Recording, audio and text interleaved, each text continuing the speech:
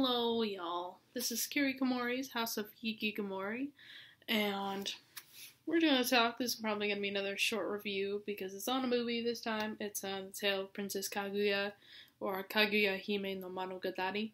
Of course, I'm sure there's not really kind of more just to talk about it and all that, so it's all cool. I am still going to be sporadic. I'm back in my room. I'm just taking in the weekend, doing some laundry, checking on the parents and the dogs, which is awesome. But anyway, let's get on to the review. I'm saying a lot. This is fun. So, Tale of Princess Kaguya, it's definitely, I would say when kept up with the fame.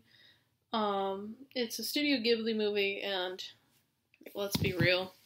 If you're looking for anime reviews on this, you definitely have at least heard of a Studio Ghibli, but if not, it's definitely a lot of anime classics that even arguably would be considered famous in America, including Howl's Moving Castle, Spirited Away, My Neighbor Totoro, all that and more. Insert your favorite here, honestly.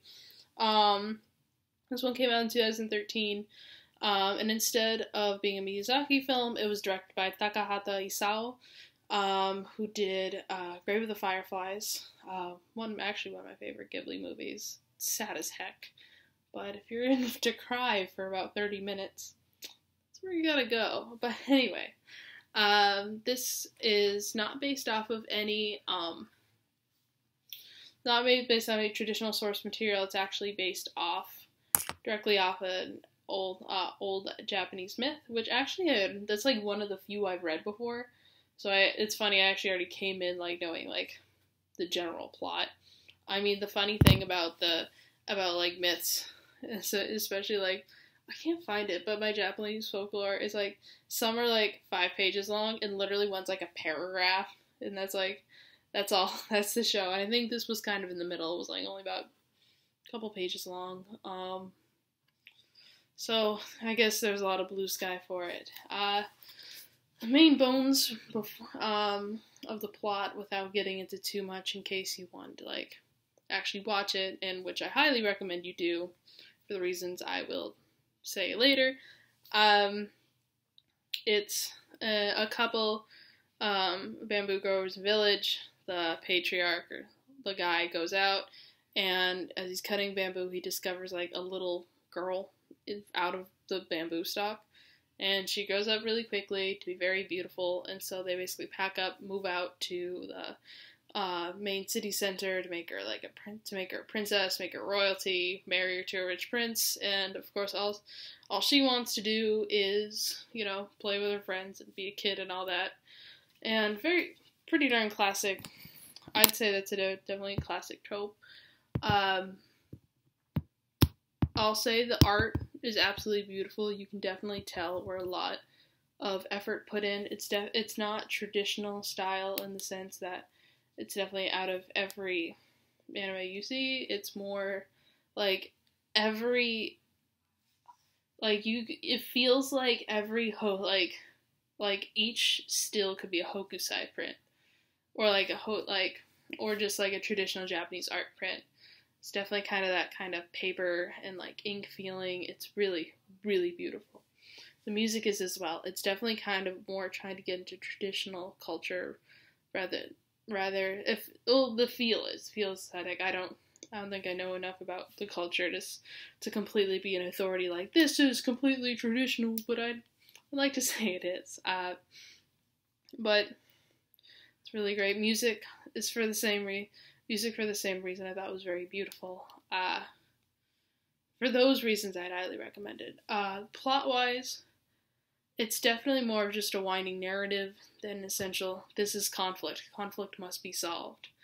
And I think I won't talk too much about the end, but I feel like there are parts in the plot or in the main internal conflict. It's more of an internal conflict of kind of the fact that Princess Kaguya is essentially being driven and like forced to do these not duties, but follow the societal credo. And the thing is that there's never, even though you can find yourself sympathizing, I feel like the plot would have gone better if there had been more dialogue, in the sense of sometimes it comes off more as mistaken feelings or just no one voicing their opinion enough. And I think the best argument would be that in feudal Japan, it's not like the daughter's going to have really any say in anything, but she's already supposed to be kind of more of an iconoclast in the sense that she's not following traditional roles, or not. She's not essentially the complete mold of like a traditional princess. Gotta get those air quotes in there. But to have at least only like a minute of dialogue, like her like protesting against her father, at least like in her teens, and him being like, my voice is law or something, I think that would really clear it up, at least in my opinion. But either way, that's kind of nice. It's not that it's neither here nor there. It's kind of more like, that's just my opinion when it came to the plot. Either way, I'd highly recommend this movie if you're definitely looking to see, if you were on the fence about seeing a non-Miyazaki Ghibli movie. It's definitely beautiful. It's, the plot, I think, it's kind of hard to really blame the director on this one, because it's not like the source material is like this much long. You kind of have to take liberties and stuff. So, still enjoyed it. Yeah. It's been a while. I also finished Maoyu, so there should be, I might have uploaded today too. I don't know. I'll probably do it tomorrow because I am a sleepy person. But, yes. Hope y'all enjoy your day, whoever finds this video. And have a good one. I have a pen.